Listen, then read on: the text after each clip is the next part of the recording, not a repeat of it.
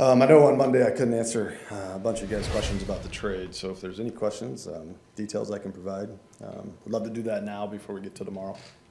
After what Aaron said today, I guess, gotta ask you, did you try to FaceTime him? Let's move on from that. I think certainly we try to communicate, but I don't really know what to say to that. But we wish him well. I'm glad that it's finalized, and we're kind of moving forward. Goody, I understand that, but he did go out there and say that today. Mm-hmm. And part of your conversation in Arizona with these guys was about how he was uncommunicative. So I know you don't want to discuss it, but at the same time, it is part of the narrative on why he's not here, right? I mean, yeah. If you'd had the conversations, who knows if something would have been different. So to what degree did you try to communicate with him, and were you aware that he had cell phone reception issues in Malibu? Yeah. Yes. We're not going to get in those details. Just I understand the question, and we try to communicate on a number of levels. Once we couldn't, we communicated with his agents quite a bit. So I'm not going to get into that. I think that's it's not good for us, not good for them, and we're going to just kind of move forward. But I appreciate the question, but there was no lack of effort and communication on that part from us. But I think this is a good day for the Packers, good day for the Jets, and any questions about the trade, I'm happy to answer. What did you think just about the compensation you got, and what kind of flexibility does that give you now, going into tomorrow and these next 3 days? Yeah, no, I think it's good. I mean, obviously getting the compensation for this year and the extra 2, I think is very helpful in this draft. There's some good players that I think will be available. If we do want to move around, I think that gives us a lot more flexibility as well, especially at the top of the draft. Next year's pick was very important to me as well, in being able. I mean, obviously, Aaron's such a great player, has meant so much to this organization, and if we were going to move on from him, I thought we needed to get something of fair value back and that could help this football team, not only this year but in years to come. And I think we were able to accomplish that. How did you arrive at 65% playing time for that? Yeah, there was a little bit back and forth. I think there's all kinds of different things in negotiations, whether it's performance of a team or an individual, playtime. For me, I just kind of thought playtime was the right thing. That made sense to me. So we kind of went back and forth a little bit, and I thought that was, we kind of settled there. Was there a harder piece of the trade to finalize that held this up? What was the last piece to put in there? I wouldn't say there was anything like one hard piece. It just took a long time, longer than I expected. I think they were going through a lot of things, trying to figure things out on their end, how they wanted to do it. But I think, working with Joe made it easier just because, we kind of come from the same background and understand each other, where we were, what was important to us, what was important to them. And again, it took longer, but I really respect Joe and how he goes about it. Brian, how important was it to you for the next year's pick to be dependent upon just this season and not on what happened down the line with uncertainty there? Yeah, I think, when you start pushing things out further and further, it doesn't help your football team right now. And I wanted to get as many assets as we could to help our football team within the next few years.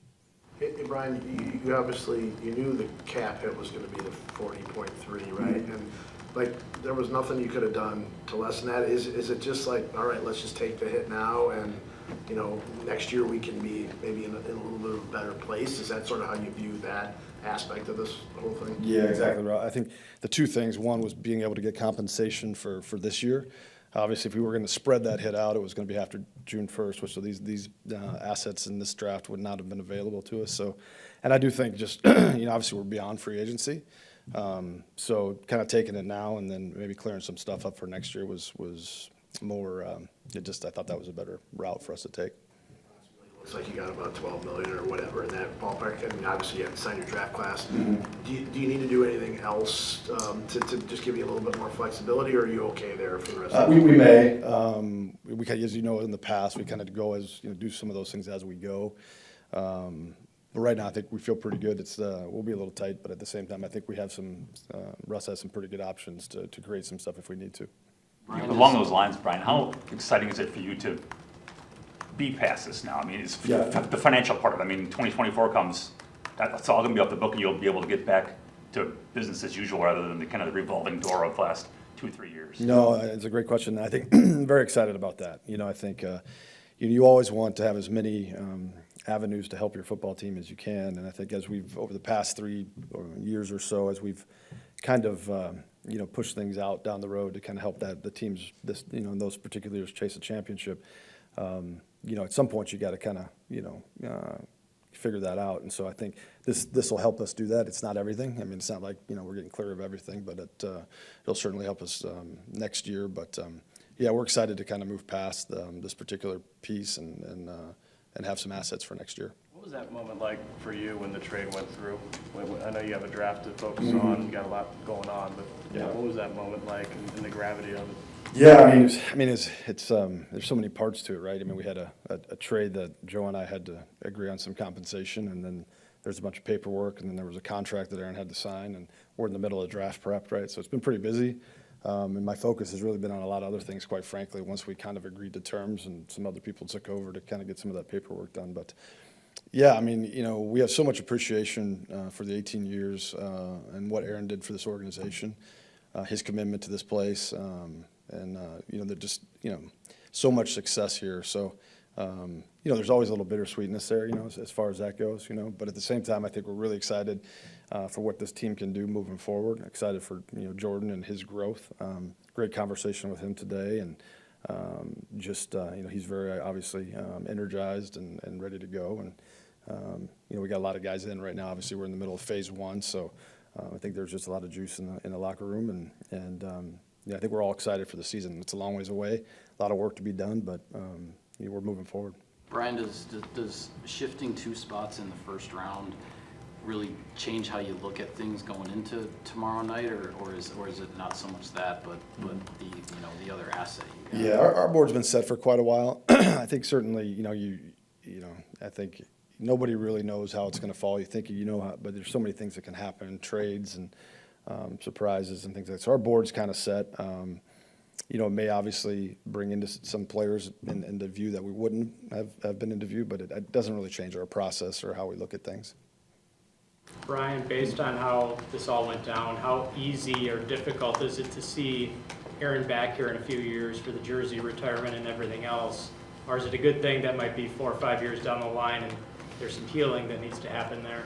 Yeah, I mean, not on my end. I mean, like I said, I'm so appreciative of everything he's given this organization, and you know, he'll rightly kind of take his place among the greats here. You know, when that time comes, and it's well deserved. And you know, so for me, it's just this is part of the business in the National Football League. You know, it's part of it. You know it when you get in it. You see it all the time. So you know, for us, it's obviously not just another day because of what he's meant to this organization, but it's very much. We knew this time would come at some point, and when that time comes for him to come back here, I think it'll be a wonderful thing.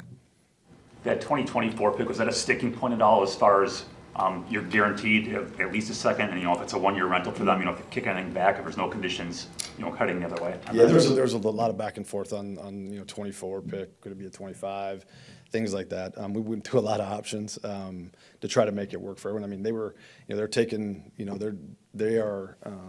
I mean, this is a big deal for their organization as well. So, you know, I understand that. And so, like, I understood it was going to take a little bit of time. It took longer, again, than I expected. But, yeah, there was a lot of things to go through. And so, but I'm very appreciative of Joe and that organization for how we were able to get it done before the draft, because that was very important to us. Why did it take longer than you expected? I can't really put my finger on anything particular. But, you know, I think, again, when you're making a decision of this magnitude, I think, you know, not only for them, but for us, I just think there's a lot of things to go through and make sure, you know. I know there's back and forth in those trade discussions. It was pretty widely reported that for a while you were looking for that 2024 pick to be a flat-out one. Would you say that was accurate? That was an asking price for you for a while? I wanted a lot of things to start out, so yeah, no doubt.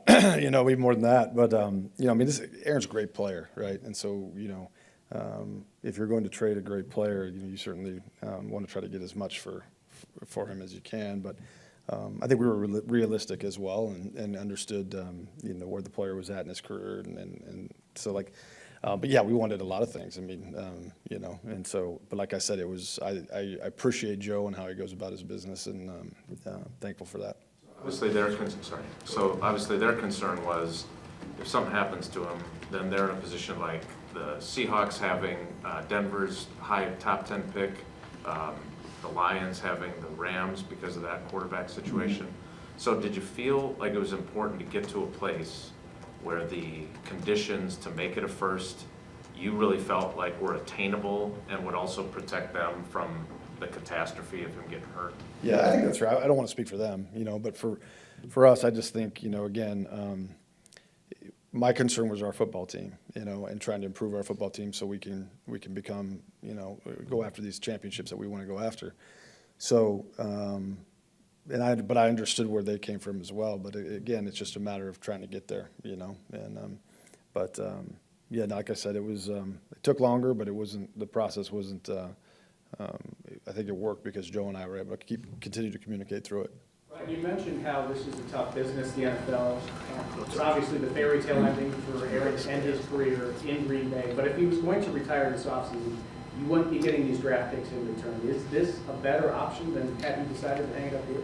Yeah, I think that's a tough question. I think because, he's meant so much to this organization. If his decision would have been to retire, obviously we would have celebrated that in a very the way it should have been, and we would have been very okay with that.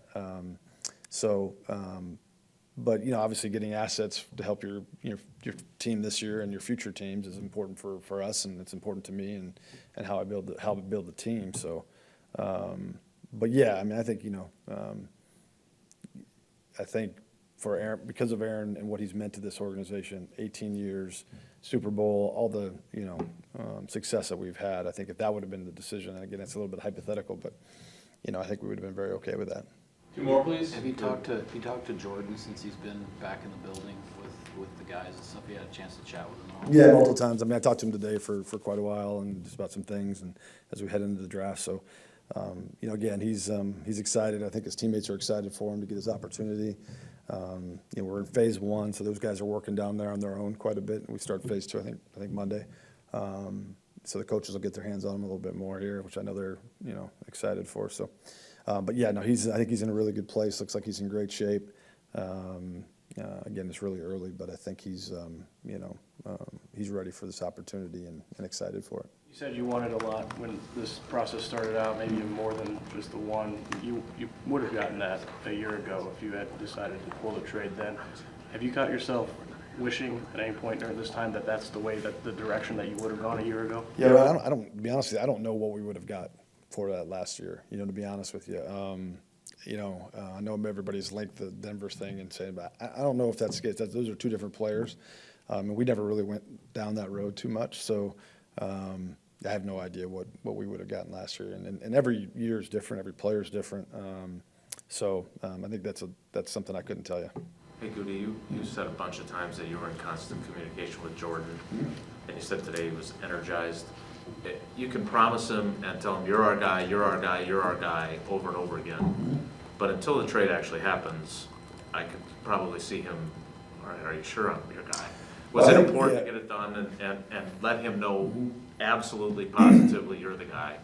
Yeah, absolutely. I think, but I also think, Jason, that along the way, that wasn't like, hey, this is kind of where we think this is going to go. This is kind of what we intend.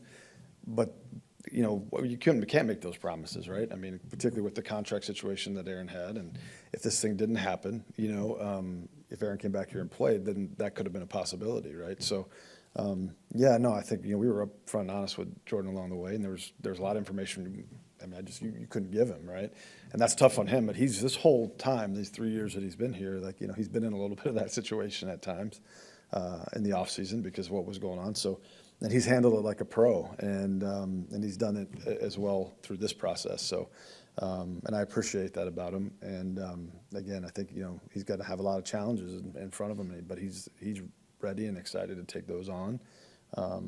But the communication with him was very, honest about kind of our intentions, but also what we control and what we didn't control.